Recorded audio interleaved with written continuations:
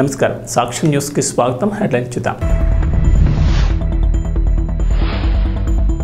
హైదరాబాద్ లో మరో iconic place 4100 ఎకరాల్లో రాజీవ్ పార్క్, న్యూయార్క్ పార్క్ తరహాలో ఏర్పాటు. రేషన్ లబ్ధిదారులకు గుడ్ న్యూస్. వచ్చే ఏడాది నుంచి సన్నబియ్యం సబ్ కమిటీ కీలక నిర్ణయం. ఆంధ్రప్రదేశ్లో రైతులందరికీ ఉచిత పంటల బీమాపై కీలక నిర్ణయం. భారీ వర్షాలు వరదలకు కొట్టుకుపోయిన తుంగభద్ర నది డ్యాం గేటు. తెలంగాణలోని రైల్వే ప్రయాణికులకు రైల్వే శాఖ గుడ్ న్యూస్ చెప్పింది. రాష్ట్రంలో మరో రైల్వే లైన్ అందుబాటులోకి రానుంది. పశ్చిమ బెంగాల్లోని అసన్సోల్ నుంచి వరంగల్ వరకు 1316 కిలోమీటర్ల మేర రైల్వే కారిడార్ తలపెట్టిన సంగతి తెలిసిందే. అందులో భాగంగా మల్కాన్గిరి పాండురంగాపురం మధ్య నూతన రైల్వే మార్గం నిర్మించనున్నట్లు రైల్వే మంత్రి అశ్విని వైష్ణవ్ వెల్లడించారు. ఈ మేరకు శుక్రవారం కేంద్ర కేబినెట్ ఆమోదముద్ర వేసినట్లు ఆయన తెలిపారు. డబుల్ లైన్గా నిర్మించి ఈ ప్రాజెక్టుల అంచనా వ్యయం 7,382 కోట్లుగా కేంద్ర మంత్రి తెలిపారు.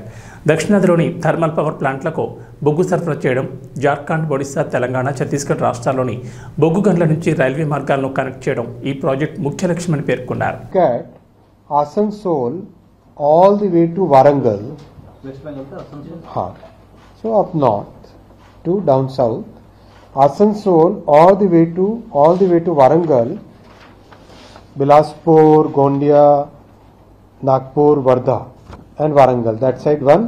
Another one, Asansol, then coming to Rourkela, Junagadh, Jaipur, Malkangiri, Pandurangpuram, Bhadrachalam, all the way down to Warangal. ప్రపంచ సందర్శక నగరాల్లో హైదరాబాద్ ఒకటి. నగరంలో ఇప్పటికే అనేక పర్యాటక స్థలాలున్నాయి. కుతుబ్ షాహీల టీవీకి అద్దం పట్టే చార్మినార్, గోల్కొండ కోట సహా హుస్సేన్ సాగర్, అతి ఎత్తైన అంబేద్కర్ విగ్రహం, ఇలా చెప్పుకుంటూ పోతే చాలా సందర్శన స్థలాలే ఉన్నాయి. కాగా నగరాభివృద్ధిపై స్పెషల్ ఫోకస్ పెట్టిన రేవంత్ ప్రభుత్వం నగరంలో మరో ఐకానిక్ ప్రాజెక్టును పట్టాలెక్కించేందుకు సిద్ధమైంది. అమెరికాలోని న్యూయార్క్ సెంట్రల్ పార్క్ తరహాలో హైదరాబాద్ రాజీవ్ పార్క్ను అభివృద్ధి చేయాలని ముఖ్యమంత్రి రేవంత్ రెడ్డి నిర్ణయించారు. ఇందుకు అనువైన ప్రాంతం, స్థలం కోసం అధికారులు ఇప్పటికే కసరత్తులు మొదలుపెట్టారు. ఈ పార్కును 4100 ఎకరాల్లో అభివృద్ధి చేయాలని ప్రభుత్వం భావిస్తోంది. పార్కు చుట్టూ బిలియనీర్లు, ప్రముఖులు, కార్పొరేట్ ఆఫీసులు ఉండేలా డిజైన్ చేస్తున్నారు.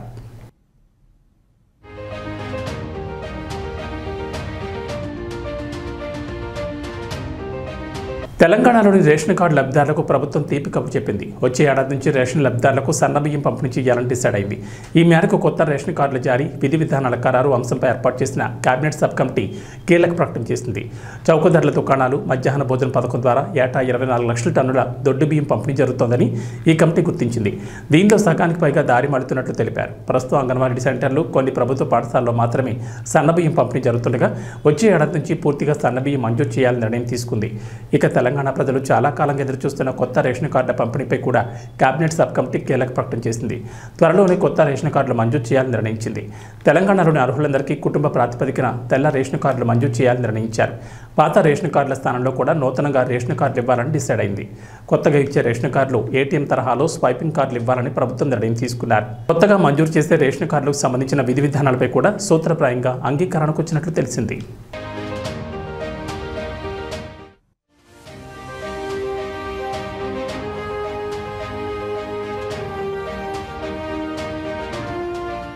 తెలంగాణ ప్రభుత్వంతో కలిసి పనిచేసేందుకు కాలిఫోర్నియాలోని ప్రపంచ ప్రఖ్యాత స్టాన్ఫోర్డ్ యూనివర్సిటీ ముందుకొచ్చింది. అమెరికా పర్యటనలో ఉన్న ముఖ్యమంత్రి రేవంత్ రెడ్డి, ఐటీ మంత్రి శ్రీధర్ బాబు, ఉన్నతాధికారుల బృందం శనివారం స్టాన్ఫోర్డ్ యూనివర్సిటీని సందర్శించింది. స్టాన్ఫోర్డ్ వైస్ సెంటర్ ఫర్ బయోడిజైన్ విభాగంలోని సీనియర్ ప్రతినిధులతో సమావేశమైంది. ఈ సందర్భంగా హెల్త్ కేర్ రంగంలో కొత్త ఆవిష్కరణలు, విద్య, నైపుణ్య అభివృద్ధి అంశాలపైనే ప్రధానంగా చర్చలు జరిగాయి. తెలంగాణలో ఏర్పాటు చేసే young India skill university, new life sciences యూనివర్సిటీలో భాగస్వామ్యం పంచుకోవాలని ప్రభుత్వం స్టాన్ఫోర్డ్ వారిని ఆహ్వానించింది. పరస్పరం అధునాతన పరిజ్ఞానాన్ని పంచుకునే కార్యక్రమాలతో పాటు ఉమ్మడిగా పరిశోధనలు నిర్వహించాలనే అభిప్రాయాలు ఈ సమావేశంలో వ్యక్తమయ్యాయి. తెలంగాణలో స్టాన్ఫోర్డ్ బయోడిజైన్ శాటిలైట్ సెంటర్ను ఏర్పాటు చేసే సాధ్యాసాధ్యాలపై చర్చలు జరిగాయి.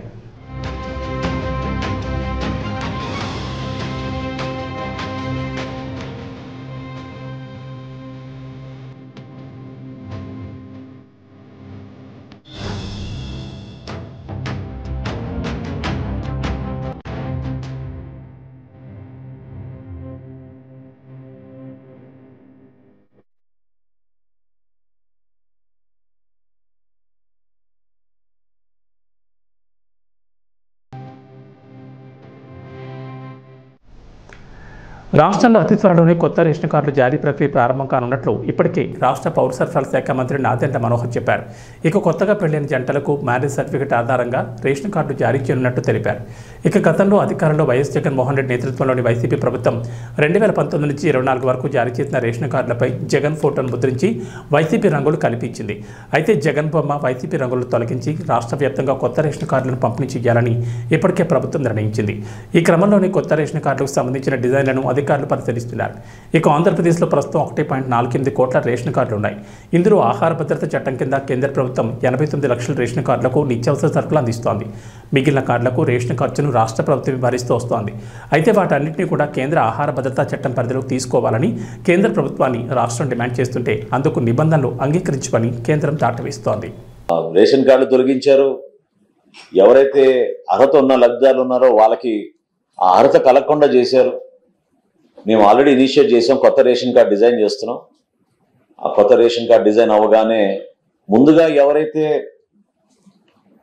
వివాహం చేసుకుని పాపం 2 కుటుంబాల నుంచి వచ్చిన వ్యక్తులు ఒక రేషన్ కార్డులో ఉండాలని కోరుకుంటారో వాళ్ళకి ఆ వెసులుబాటు కల్పించే విధంగా త్వరలోనే ఒక కార్యక్రమం చేపట్టబోతున్నాం రాష్ట్ర వ్యాప్తంగా. సో కొత్త రేషన్ కార్డులు జారీ డెఫినెట్గా చేస్తాం. వీటితో పాటు మీకు గుర్తు చేయాల్సిన బాధ్యత నాకు ఎందుకు ఉందంటే, పౌర సరఫరాల శాఖలో దాదాపు 40,000 కోట్ల రూపాయలు అప్పులు చేసి ఈ ప్రభుత్వం వెళ్ళిపోయింది. గత ప్రభుత్వం 5 సంవత్సరాలు 40,000 కోట్ల రూపాయలు. అందులో ఇంకా ఆశ్చర్యకరమైన విషయం ఏంటంటే, ధాన్యం కొనుగోలు చేసి రైతులకి 1,674 కోట్ల రూపాయలు బకాయిలు చేసి వెళ్ళిపోయారు. రైతాంగానికి చాలా నష్టం కలిగించారు గత 5 సంవత్సరాలు. ధాన్యం కొనుగోలు విషయంలో మీ అందరూ తెలిసి ఎన్ని అవకతవకలు జరిగినాయో. 30-40 కిలోమీటర్ల దూరం పోయి వాళ్ళు మిల్లర్లకి ఇచ్చే పరిస్థితి ఉండేది. మండలాలు దాటి తీసుకెళ్లే పరిస్థితి ఉండేది. ట్రాన్స్పోర్టేషన్లో చాలా నష్టపోయేవాళ్ళు. కనీసం గన్నీ బ్యాగులు కూడా వాళ్ళు ప్రొవైడ్ చేయలేని పరిస్థితి మనందరం చూసాం. సో ఆ మార్పులను తీసుకొస్తున్నాం. 1,674 కోట్ల రూపాయల్లో ఇంత ఆర్థికమైన కష్టమైన పరిస్థితుల్లో కూడా 1000 కోట్లు ఆల్రెడీ మేము వాళ్ళ ఖాతాల్లో జమ చేసాం మా ప్రభుత్వం వచ్చిన తర్వాత.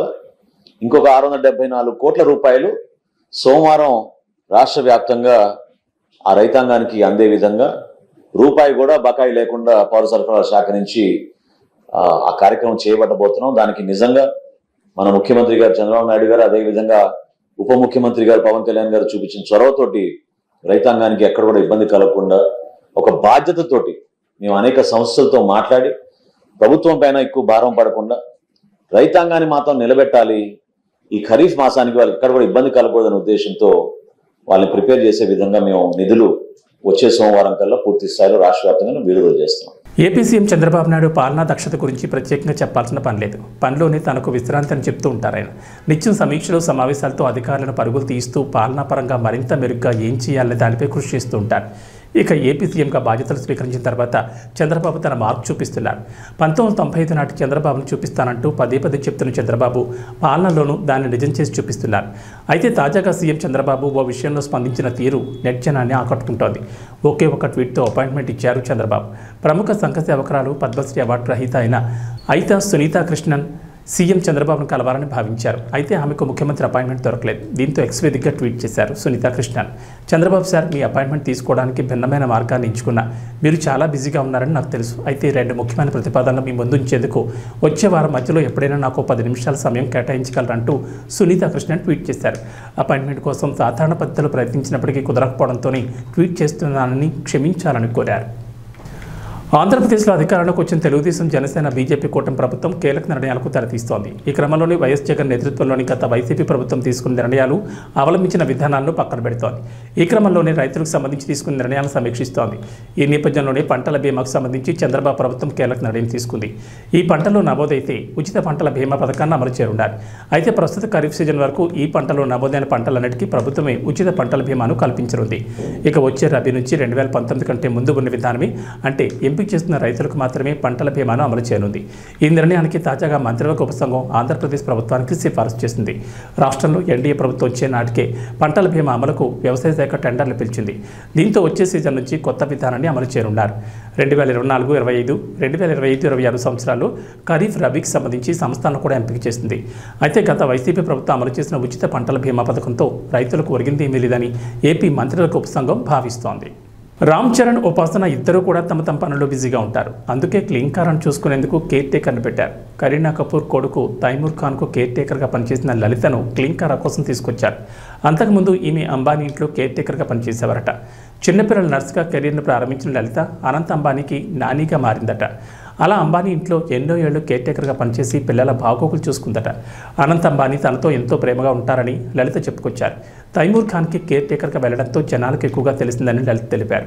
కరీనాకు మొదట్లో పిల్లల ఆలనా చూసుకోవడం అంతగా వచ్చేది కాదట. కానీ త్వరగానే అవన్నీ నేర్చుకుని పిల్లలకు కావాల్సిన పనులన్నీ చేసి పెట్టేసేస్తుండేదట. ఇక ఇప్పుడు రామ్ చరణ్, ఉపాసనల కూతురు క్లీంకారాకు కేర్ టేకర్గా వ్యవహరిస్తున్నారని అన్నారు. క్లీంకారా గురించి చెబుతూ అనేక విషయాలను పంచుకున్నారు. కర్ణాటకలో కురుస్తున్న వర్షాలకు తుంగభద్ర డ్యాం గేటు విరిగికొట్టుపోయింది. శనివారం రాత్రి 11 గంటలకు హోస్పేట్ వద్ద తుంగభద్ర డ్యాంలో వరద తగ్గడంతో గేట్లను మూసివేస్తున్న క్రమంలో 19వ గేట్ చైన్ లింక్ తెగి కొట్టుకుపోయింది. దీంతో డ్యాం నుంచి నీరు ఏకధాటిగా దిగువకు ప్రవహిస్తూనే ఉంది. ఇప్పటి వరకు 1,00,000 క్యూసెక్ల పైగా నీరు వృధాగా కిందికి పోయిందని అధికారులు పేర్కొన్నారు. ఈ ఒక్క గేటు విరిగి కొట్టుకుపోవడంతో తుంగభద్ర డ్యాం నుంచి 60 టీఎంసీల నీరు వృధాగా పోనుందని తెలిపారు.